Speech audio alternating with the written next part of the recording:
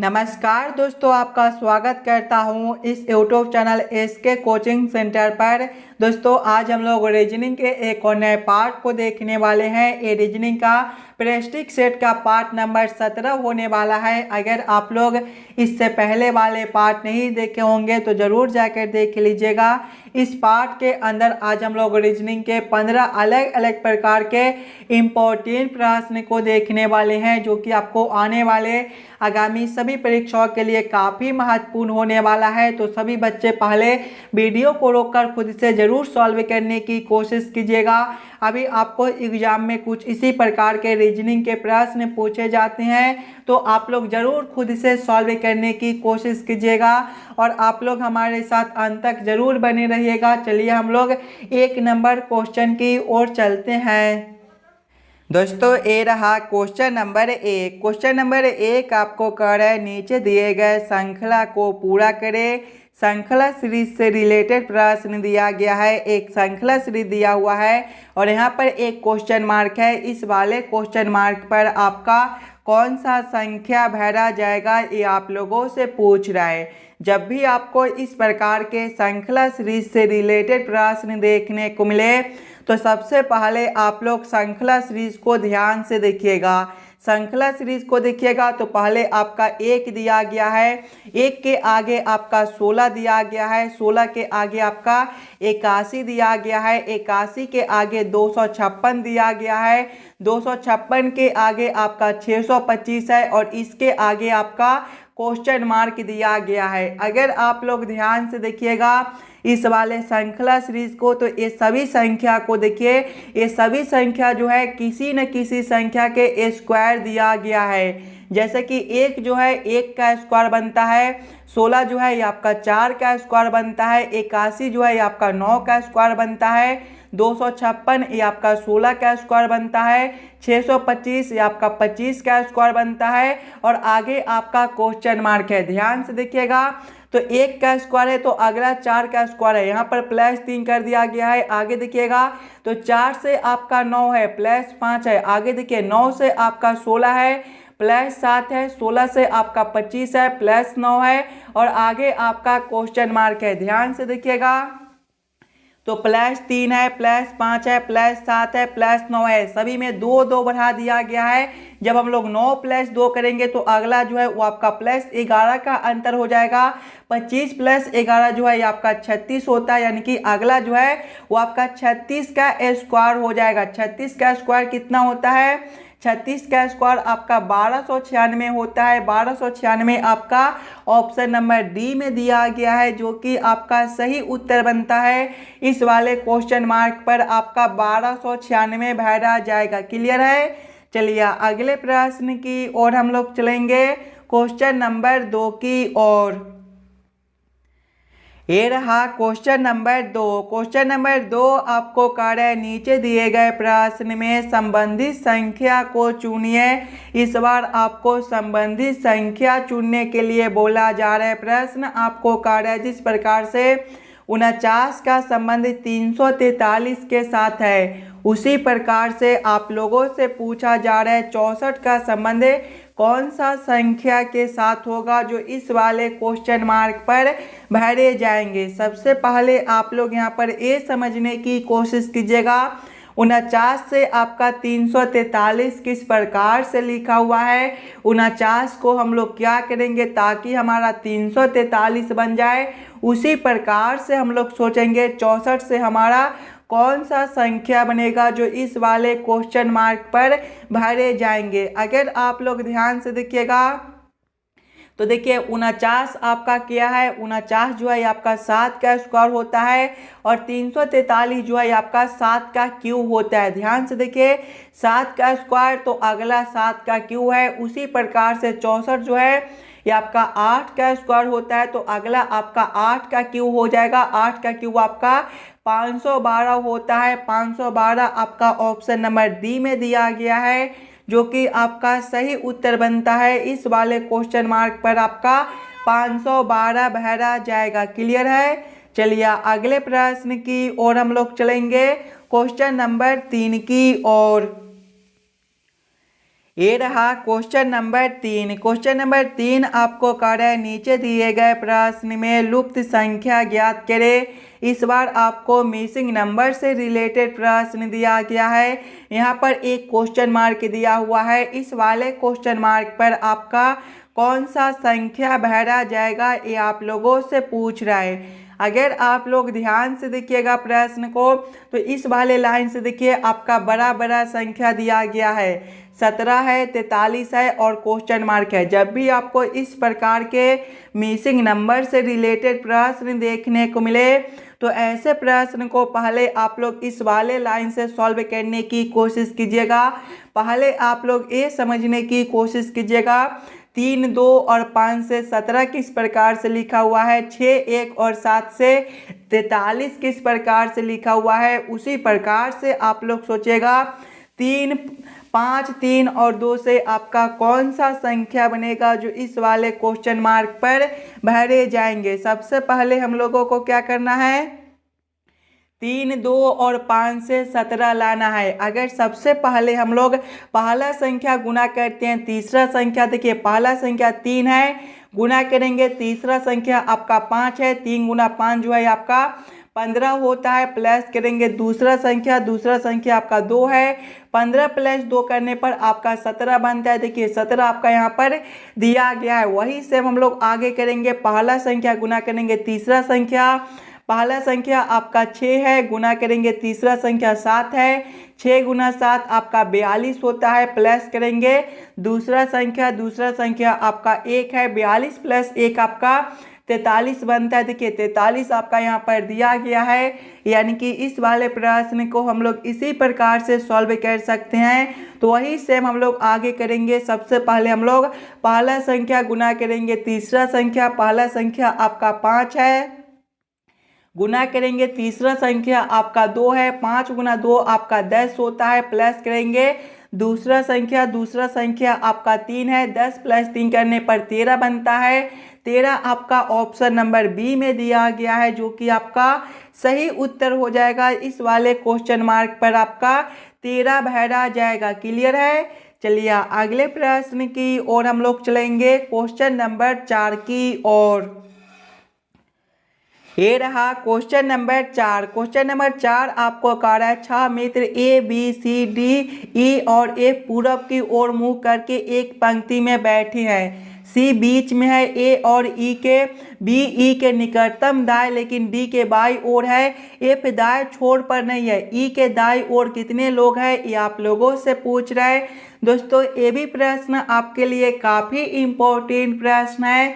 तो पहले आप लोग प्रश्न को ध्यान से पढ़िएगा और समझने की कोशिश कीजिएगा प्रश्न आपको क्या कह रहा है। देखिए प्रश्न सबसे पहले आपको कह रहा है 6 मित्र A B C D E और एफ पूरब की ओर मुंह करके एक पंक्ति में बैठे हैं। सभी का मुंह कौन सा दिशा में है, पूरब की ओर है। देखिए पूरब आपका ए वाला दिशा होता है, यानी कि सभी का मुंह जो है ए वाला दिशा में है। आगे प्रश्न को पढ़िएगा। आगे प्रश्न आपको कह रहा है सी बीच में है, सी जो है बीच में है ए और ई के, ए और ई के बीच में कौन है, सी है। तो मान लीजिए कि आपका ए यहाँ पर है और ई आपका यहाँ पर है, तो ए सी आपका कहाँ पर हो जाएगा, सी आपका यहाँ पर हो जाएगा। आगे प्रश्न को पढ़िएगा।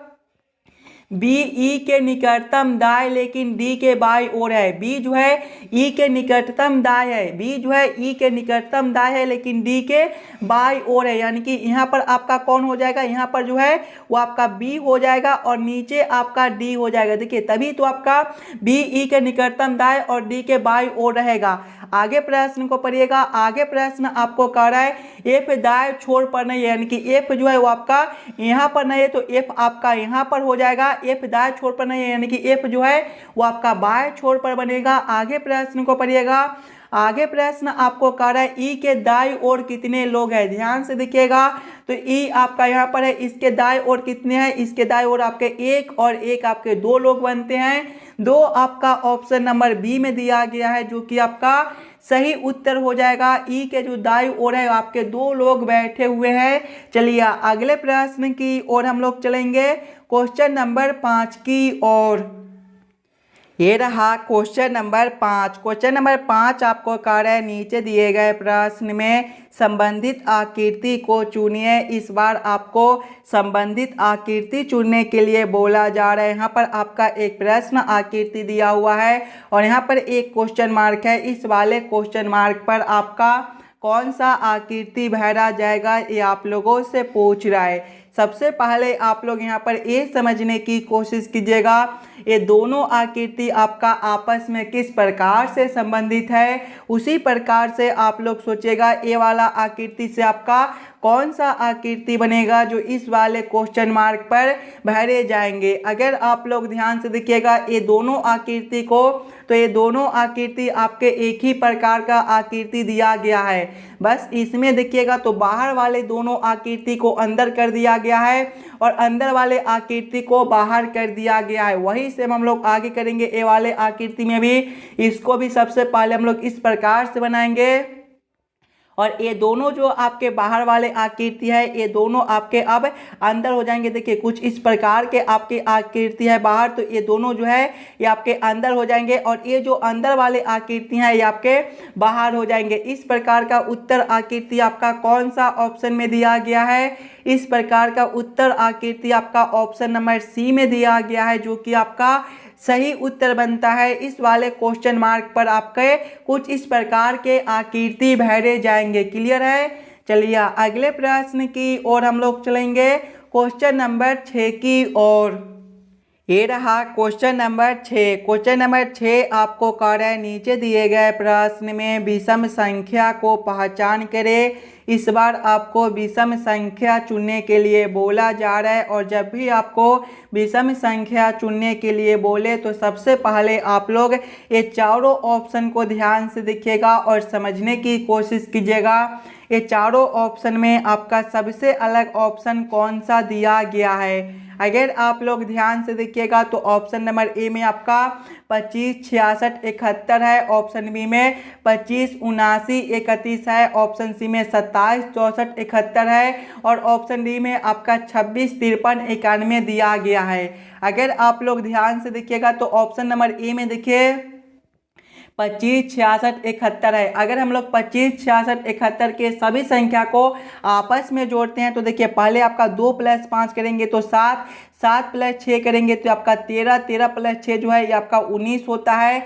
19 + 7 आपका 26 और 26 + 1 करने पर आपका 27 बनता है। यानी कि ये सभी संख्या को आपस में जोड़ने पर 27 बनता है। ऑप्शन बी में देखिएगा 25, 79, 31 है। इसके भी सभी संख्या को आपस में जोड़ेंगे तो 2 + 5 आपका 7 और 7 + 7 आपका 14 होता है। 14 + 9 देखिएगा तो आपका 23 हो जाएगा। 23 + 3 जो है 26 और 26 + 1 करने पर आपका 27 बनता है। इसके भी सभी संख्या को आपस में जोड़ने पर 27 बनता है। ऑप्शन सी में देखिएगा 27, 64, 71 है। इसके भी सभी संख्या को आपस में जोड़ेंगे तो 2 + 7 आपका 9 हो जाएगा। 9 + 6 जो है ये आपका 15, 15 + 4 जो है ये आपका 19, 19 + 7 आपका 26 और 26 + 1 करने पर आपका 27 बनता है। इसके भी सभी संख्या को आपस में जोड़ने पर 27 बनता है। ऑप्शन डी में देखिएगा 26, 53, 91 है। इसके भी सभी संख्या को आपस में जोड़ेंगे तो 2 + 6 आपका 8 हो जाएगा। 8 + 5 जो है आपका 13, 13 + 3 जो है आपका 16 और 16 + 9 जो है आपका 24 होता है। और 24 + 1 देखिएगा 16 + 9 जो है ये आपका देखिएगा तो 25 हो जाएगा और 25 + 1 करने पर आपका 26 बनता है। ध्यान से देखिएगा तो सभी संख्या को आपस में जोड़ने पर 27, 27, 27 प्राप्त होता है, लेकिन ऑप्शन नंबर डी में आपका 26 प्राप्त होता है।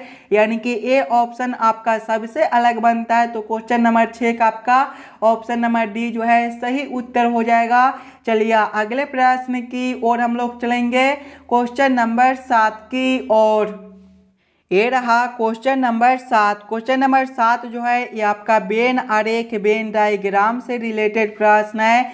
शिक्षित लोगों, बेरोजगार लोगों और अध्यापकों का किस प्रकार से वेन आरेख वेन डायग्राम बनेगा ये आप लोगों से पूछ रहा है। ये भी प्रश्न आपके लिए काफ़ी इम्पोर्टेंट प्रश्न है। तो पहले आप लोग खुद से ज़रूर सॉल्व करने की कोशिश कीजिएगा। सबसे पहले आप लोग यहाँ पर ये समझने की कोशिश कीजिएगा ये सभी शब्द में कौन शब्द किसके साथ संबंधित है, किसके अंदर हम लोग किसको रख सकते हैं। अगर आप लोग ध्यान से देखिएगा तो शिक्षित लोगों है, बेरोजगार लोगों है और अध्यापकों है। देखिए शिक्षित लोग के अंदर जो है वो आपके अध्यापक हो जाएंगे। सभी अध्यापक जो है वो आपके शिक्षित होते हैं, यानी कि सबसे पहले हम लोग शिक्षित लोग के लिए एक गोला बना लेंगे और शिक्षित लोग के अंदर जो है वो आपके अध्यापक हो जाएंगे। उसके बाद आपके बेरोजगार लोग हैं। देखिए कुछ शिक्षित लोग जो है वो आपके बेरोजगार लोग हो सकते हैं और अध्यापक आपके बेरोजगार नहीं होते, यानी कि अध्यापक और बेरोजगार को हम लोग अलग अलग कर देंगे और कुछ शिक्षित लोग को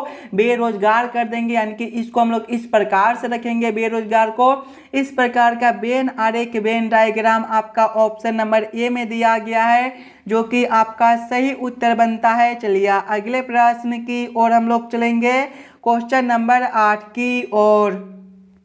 ये रहा क्वेश्चन नंबर 8। क्वेश्चन नंबर 8 आपको कह रहे हैं यदि बास्केट को TEKSAB लिखा जाए तो उसी कोड में पोलो को कैसे लिखा जाएगा, ये आप लोगों से पूछ रहा है। ये जो प्रश्न है ये आपका कोडिंग डिकोडिंग से रिलेटेड प्रश्न है और जब भी आपको इस प्रकार के प्रश्न देखने को मिले तो सबसे पहले आप लोग यहाँ पर ये समझने की कोशिश कीजिएगा बास्केट से आपका ए कोड किस प्रकार से लिखा हुआ है, उसी प्रकार से आप लोग सोचेगा पोलो से आपका क्या कोड बनेगा। अगर आप लोग ध्यान से देखिएगा बास्केट को, तो बास्केट जो है ये आपका BASKET से मिलकर बनता है और इसका कोड को देखिएगा तो इसका कोड जो है वो आपका TEKSAB दिया गया है। अगर आप लोग ध्यान से देखिएगा तो देखिए कुछ इस प्रकार से जो है वो आपके बास्केट को सभी अक्षर को जो है वो उलट दिया गया है। वहीं से हम लोग आगे पोलो के साथ करेंगे। पोलो को देखिएगा तो पोलो जो है वो आपका PILLOW से मिलकर बनता है। इसके भी सभी अक्षर को हम लोग उसी प्रकार से उलटेंगे, यानी कि P जो है सबसे पहले है तो सबसे लास्ट में हो जाएगा, उसके बाद आपका I यहाँ पर हो जाएगा, उसके बाद आपका जो है LL यहाँ पर हो जाएगा। देखिएगा आगे देखिएगा तो O आपका यहाँ पर हो जाएगा और W आपका यहाँ पर हो जाएगा। कौन सा ऑप्शन में आपका WOLLIP दिया गया है, ध्यान से देखिएगा। WOLLIP आपका ऑप्शन नंबर बी में दिया गया है, जो कि आपका सही उत्तर बनता है। चलिए अगले प्रश्न की ओर हम लोग चलेंगे, क्वेश्चन नंबर 9 की ओर। ये रहा क्वेश्चन नंबर 9। क्वेश्चन नंबर 9 आपको कह रहा है नीचे दिए गए प्रश्न आकृति का सही दर्पण छवि चुनिए।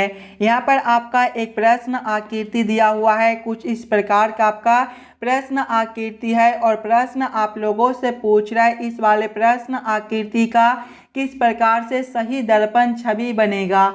जब भी आपको दर्पण छवि निकालने के लिए बोले तो सबसे पहले आप लोग दर्पण को ध्यान से देखिएगा। देखिए दर्पण को देखिएगा तो कुछ इस प्रकार का आपका दर्पण दिया गया है और जब भी आपको इस प्रकार के दर्पण देखने को मिले तो प्रश्न आकृति जो है वो आपका नीचे से उलटकर ऊपर चला जाएगा और ऊपर वाला आकृति आपका उलटकर नीचे चला आएगा। यानी कि जब हम लोग इस वाले प्रश्न आकृति को इस प्रकार से उलटेंगे तो आपका किस प्रकार का आकृति बनेगा। इस वाले प्रश्न आकृति को इस प्रकार से उलटने पर आपका कुछ इस प्रकार का आकृति बनेगा।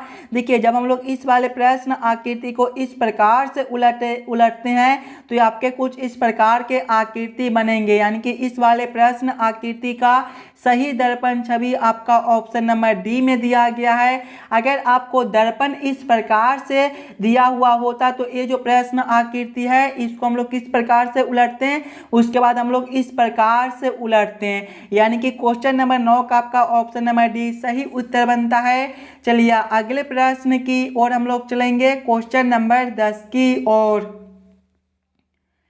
ये रहा क्वेश्चन नंबर 10। क्वेश्चन नंबर 10 आपको कह रहा है यदि जोड़ का अर्थ भाग है, भाग का अर्थ घटाव है, घटाव का अर्थ गुना है, गुना का अर्थ जोड़ है तो 12 घटाओ 8 गुना 6 घटाओ 4 भागा 6 जोड़ 3 बराबर क्वेश्चन मार्क। इस वाले क्वेश्चन मार्क पर आपका कौन सा संख्या भरा जाएगा ये आप लोगों से पूछ रहा है। सबसे पहले आप लोग इस वाले प्रश्न को ध्यान से पढ़िएगा और समझने की कोशिश कीजिएगा प्रश्न आपको क्या कह रहा है। देखिए प्रश्न आपको कह रहा है कि जोड़ का अर्थ भाग है, यानी कि इस वाले समीकरण में जहां पर आपका जोड़ दिया गया है वहां पर हम लोग भाग को रखेंगे। भाग का अर्थ घटाव है, यानी कि भाग के जगह पे घटाव को रखेंगे। घटाव का अर्थ गुना है, घटाव के जगह पे गुना को रखेंगे। और गुना का अर्थ जोड़ है, यानी कि गुना के जगह पे जोड़ को रखकर इस वाले समीकरण को हम लोग हल कर लेंगे। सबसे पहले देखिएगा 12 घटाव 8 है। घटाव का अर्थ क्या दिया गया है, घटाव का अर्थ गुना है, तो यहाँ पर आपका गुना 8 हो जाएगा। उसके बाद आपका गुना है, गुना का अर्थ जोड़ है तो जोड़ 6 हो जाएगा। उसके बाद घटाव है, घटाव का अर्थ गुना है तो गुना 4 हो जाएगा। उसके बाद भाग है, भाग का अर्थ आपका घटाव है तो घटाव 6 हो जाएगा। उसके बाद जोड़ है, जोड़ का अर्थ भाग है तो यहाँ पर आपका भागा 3 हो जाएगा। जब इस वाले समीकरण को हम लोग हल करेंगे तो सबसे पहले हम लोग भाग के काम करेंगे, उसके बाद गुना के, उसके बाद घटाव के और उसके बाद जोड़ के। देखिएगा 12 गुना 8 जो है ये आपका 96 हो जाएगा। प्लस करेंगे 4 गुना 6 गुना 4 जो है ये आपका 24 हो जाएगा। माइनस करेंगे 6 भागा 2 जो है ये आपका 2 हो जाएगा। यहाँ पर देखिएगा तो देखिए 96 प्लस करेंगे 24 माइनस 2 जो है ये यहाँ पर आपका 22 हो जाएगा। और 96 प्लस 22 ये आपके कितने हो जाएंगे, 118 हो जाएंगे। 118 आपका ऑप्शन नंबर डी में दिया गया है, जो कि आपका सही उत्तर बनता है। इस वाले क्वेश्चन मार्क पर आपका 118 भरा जाएगा। क्लियर है। चलिए अगले प्रश्न की ओर हम लोग चलेंगे, क्वेश्चन नंबर 11 की ओर। ये रहा क्वेश्चन नंबर 11। क्वेश्चन नंबर 11 जो है ये आपका कथन और निष्कर्ष से रिलेटेड प्रश्न है। और जब भी आपको इस प्रकार के प्रश्न देखने को मिले तो सबसे पहले आप लोग सभी कथन को ध्यान से पढ़िएगा और समझने की कोशिश कीजिएगा। देखिए कथन 1 आपको कह रहा है विज्ञान के अध्यापक प्लास्टिक के थैलों का प्रयोग नहीं करते। कथन 2 आपको कह रहा है प्लास्टिक के थैलों का प्रयोग कुछ इंजीनियरों द्वारा नहीं किया जाता।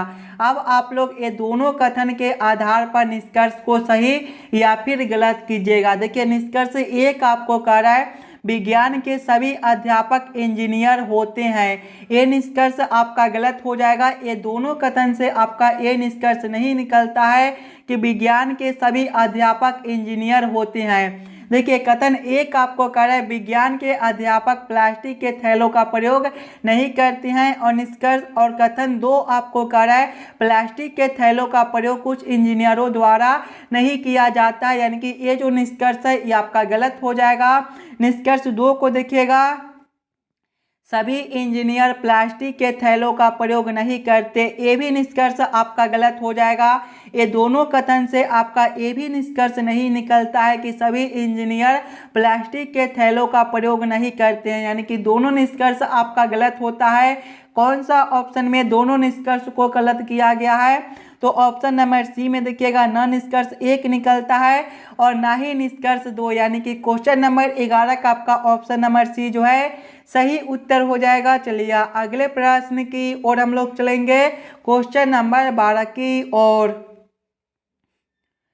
ये रहा क्वेश्चन नंबर 12। क्वेश्चन नंबर 12 आपको कह रहा है नीचे दिए गए शब्दों के अक्षरों से कौन सा शब्द नहीं बनाया जा सकता है। इंटरटेनमेंट शब्द के अक्षर से कौन सा शब्द नहीं बनाया जा सकता है, ये आप लोगों से पूछ रहे हैं। सबसे पहले आप लोग यहाँ पर ये समझने की कोशिश कीजिएगा इंटरटेनमेंट शब्द में आपका कौन कौन अक्षर दिया गया है। अगर आप लोग ध्यान से देखिएगा इंटरटेनमेंट में तो आपका ई है, एन है, टी है, ई है, आर है, टी है, ए है, आई है, एन है, एम है, ई है, एन है और टी है। अगर आप लोग ध्यान से देखिएगा ऑप्शन नंबर बी में टर्मिनल में, तो टर्मिनल में देखिए आपका एल दिया गया है और इसमें आपका एल कहीं पर भी नहीं दिया गया है, यानी कि क्वेश्चन नंबर 12 का आपका ऑप्शन नंबर बी जो है सही उत्तर बनता है। इंटरटेनमेंट शब्द के अक्षरों से आपका टर्मिनल नहीं बनाया जा सकता है। चलिए अगले प्रश्न की ओर हम लोग चलेंगे,